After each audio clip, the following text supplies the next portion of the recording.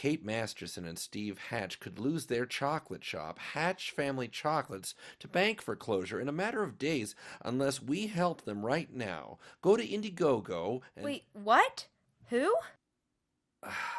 Okay, imagine you're in Salt Lake City, walking down the street, and sitting right there in front of you on the sidewalk, forlorn and alone, is a famous chocolate-making genius. Really? Willy Wonka?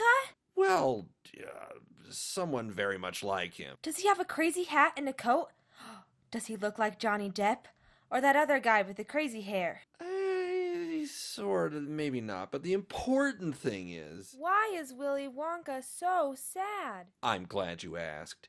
You see, he found out that he's going to have his marvelous shop and his chocolate factory taken away from him.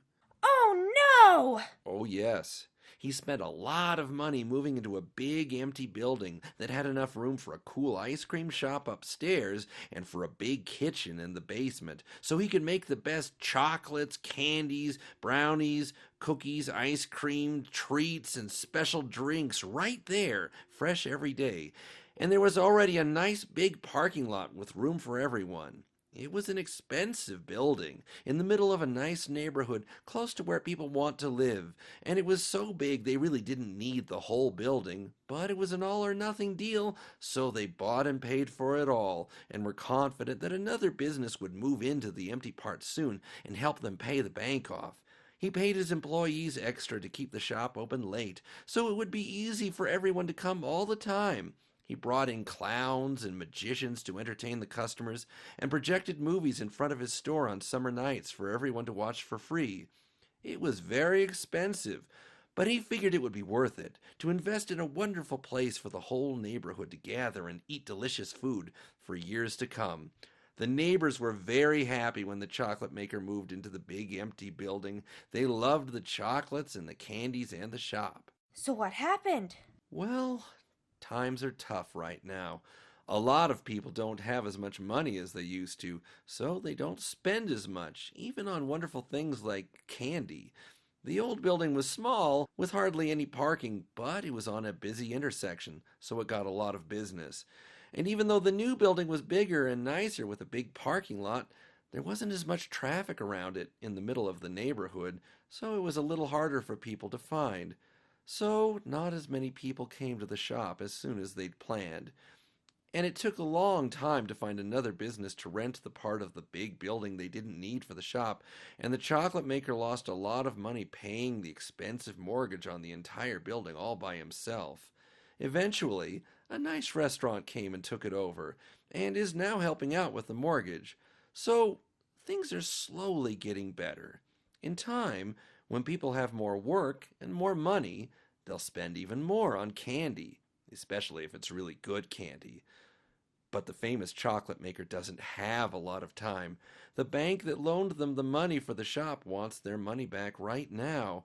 In fact, if the bank doesn't get their money by January 10th, they will begin foreclosing on the building, which means the chocolate maker will likely be evicted. Is that really bad?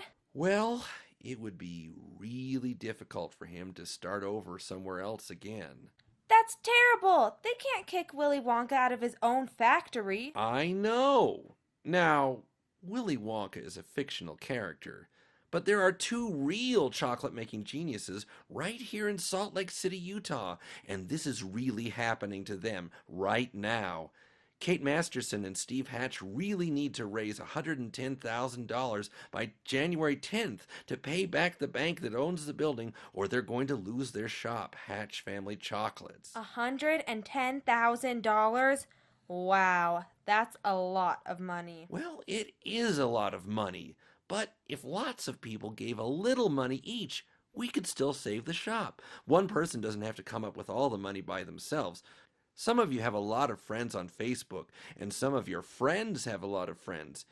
If 100 of you go out right now, see, that's 100. That's not so many.